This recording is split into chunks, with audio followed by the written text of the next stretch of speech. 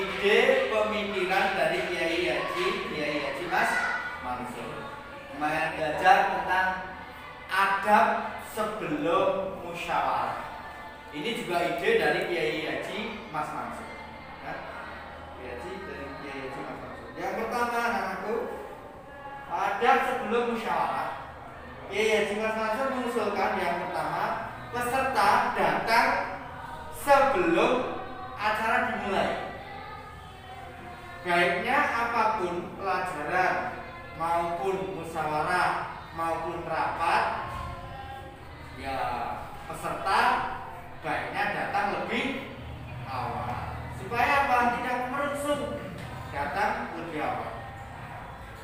Datang lebih awal sebelum acara. Yang kedua, membawa surat undangan. Masa mau ada musyawarah besar atau musyawarah cabang atau musyawarah daerah, kita masuk asal masuk. Jadi itu nanti tidak terjadi. Jadi membawa surat mandat. Surat mandat itu surat tugas atau surat delegasi. Membawa surat mandat atau surat undangan. Yang ketiga, peserta hendaknya memikirkan agenda-agenda dalam rapat. Kalau nanti jam 8 pembukaan, jam 9 adalah pleno pertama, jam ketiga adalah pandangan umum dari pimpinan, keempat istirahat. Jadi peserta berpikir demikian, memahami agenda acara. Jadi datang tidak hanya duduk, diam, pulang, tapi memikirkan nanti rangkaian acara itu apa saja. Yang selanjutnya,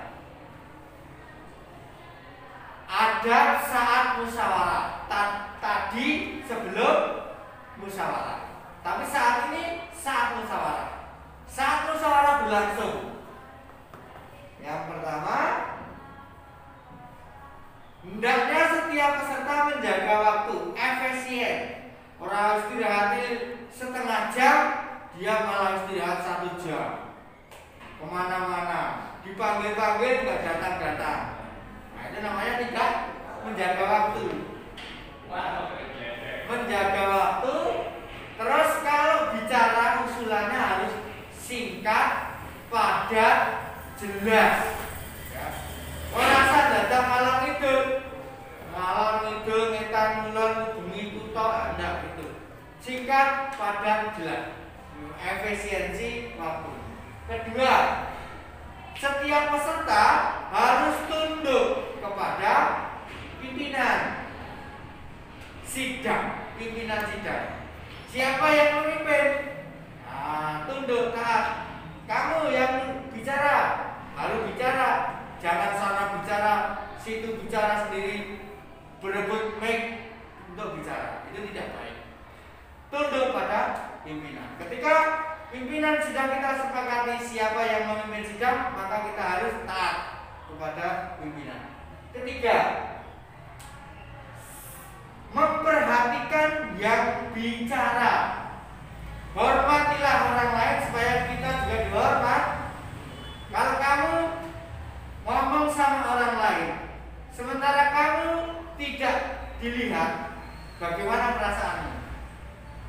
Seolah-olah disepelekan, bukan? Maka ketika kita bicara dengan orang lain, seperti halnya dalam rapat, memperhatikan yang bicara.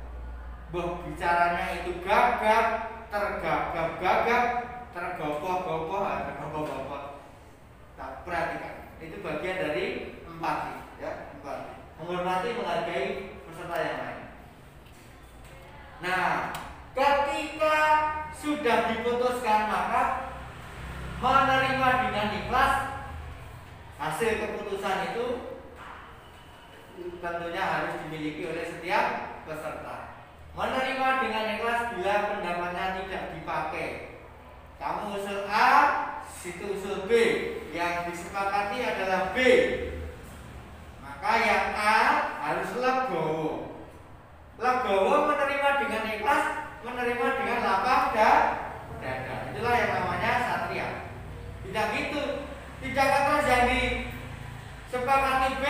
yang A nggak mau. Itu namanya bukan peserta musyawarah yang baik. Legowo, mau menerima dengan ikhlas hasil sebuah keputusan. Yang ke selanjutnya,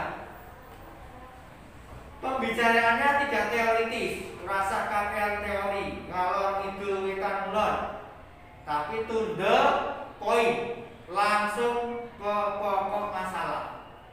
Kalau orang bicara, orang pintar itu biasanya bicaranya terstruktur, singkat, padat, berisi. Rasa ngalor ngidul, ya, rasa ngalor ngidul. Pembicaranya tidak teoritis. Nah, ini yang tidak kalah penting.